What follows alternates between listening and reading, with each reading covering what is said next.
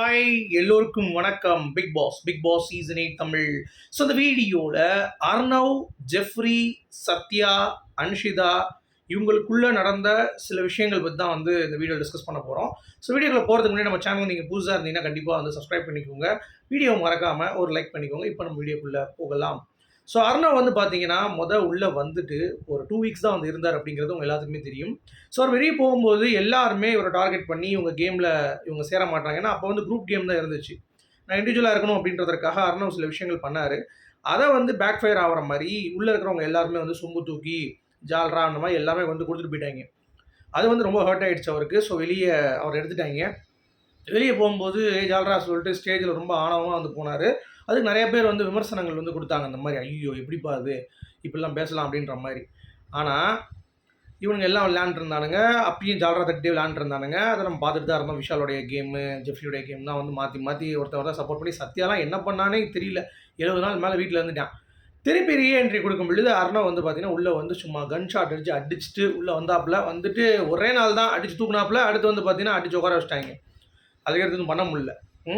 ஆனால் வந்தவர் வந்து பார்த்தீங்கன்னா 2 விஷயம் சொன்னார். ஒன்று சட்டையில்லாத சத்யா, இன்னொன்று வந்து தடவிக்கிட்டு நோண்டிக்கிட்டு அப்படின்ற மாதிரி ஜெஃப்ரி கிட்ட. அது வந்து கடைசியில் வந்து பார்த்தீங்கன்னா உண்மையாயிடுச்சு அப்படிங்கிறது எத்தனை பேர் நோட் பண்ணீங்க அப்படிங்கிறது தெரில. ஸோ அர்ணவுக்கு வந்து அவ்வளோ நெகட்டிவ் இருந்தது. ஏடா ஓவராக பண்ணுறான் அப்படி இப்படின்னு சொல்லி அடிச்சுட்டு இருந்தாங்க. திடீர்னு வந்து பார்த்தீங்கன்னா சோஷியல் மீடியா வந்து பயங்கரமாக ஒரு பதட்டமாகுது. அர்ணவ் பரவாயில்லப்பா, இவன் வந்து மோசமானவெல்லாம் கிடையாது, இவன் பாரு கரெக்டாக சொல்லிட்டான், இவங்க இப்படி தடவிட்டு இருக்காங்க அப்படின்ற மாதிரிலாம் வந்து பார்த்தீங்கன்னா பேச ஆரம்பிச்சிட்டாங்க. ஸோ ஜெஃப்ரிக்கு சத்யாவுக்குலாம் வந்து செம்ம பல்ப் ஆகி போச்சு. ஜெஃப்ரி வந்து போய் தர்ஷா குப்தாவோட இடுப்பை வந்து பிங்கின் பண்ணிட்டு அந்த மாதிரி பண்ணிகிட்டு இருந்தான். அப்புறம் வந்து ஜாக்லினோட எவிக்ஷனை வந்து இவனுங்க எல்லாரும் கலாய்ச்சிட்டு இருந்தானுங்க. அதாவது எல்லாம் வந்து அழுகுறானுங்களோ நடிச்சானுங்களோ அது அவனுங்க வந்து சோகத்தில் பண்ணுறானுங்க.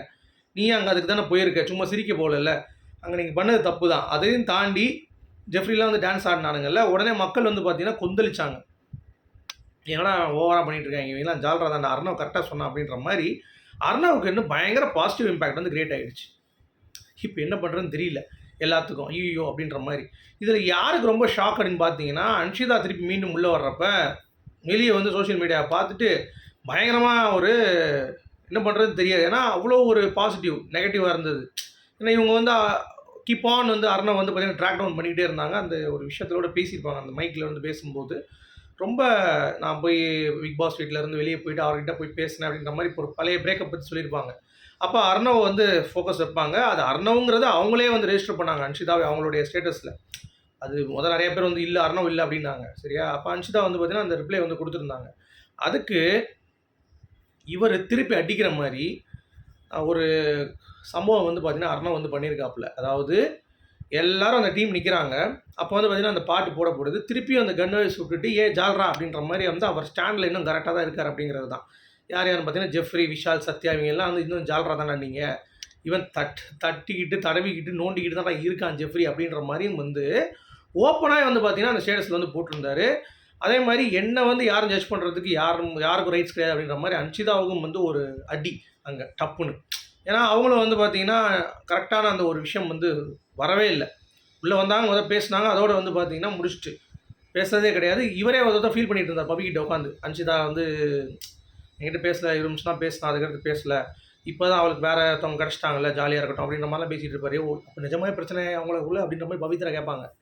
ஸோ எதுவுமே நடக்காதப்ப ஒருத்தனை இழுத்து அடிக்கிறது அப்படிங்கிறது அன்ஷிதா ஆசைப்பட்டாங்க. ஆனால் யூனிவர்ஸ் வந்து பார்த்தீங்க அப்படின்னா உன்னை பற்றி தான் வந்து நிறைய பிம்பங்கள் வந்து கிரியேட் ஆயிருக்கு. வெளியே அன்ஷிதா என்ன எப்படி பேசிகிட்டு இருக்கா, விஷால் கூட இப்படி பண்ணிகிட்டு இருக்கா, என்ன அறிவே இல்லையாங்கிற மாதிரி தான் பேசிகிட்டு இருக்காங்க. தவிர அர்ணவுக்கு வந்து நெகட்டிவ் இருக்காருன்னு அப்படியே பாசிட்டிவாக இருந்து டோட்டலாக கன்வெர்ட் ஆனது அப்படிங்கிறது ரொம்ப ஷாக்கிங்காக வந்து எல்லாத்துக்கும் இருக்குது. அதே மாதிரி அர்ணவே அப்படி ஒரு ரெஸ்பான்ஸ் வந்ததை பார்த்துட்டு அன்ஷிதாவே வந்து பார்த்தீங்கன்னா செம சாக்காகி உட்காந்துட்டு இருக்கோம் அப்படிங்கிறது எந்த ஒரு மாற்று கருத்தும் இல்லை.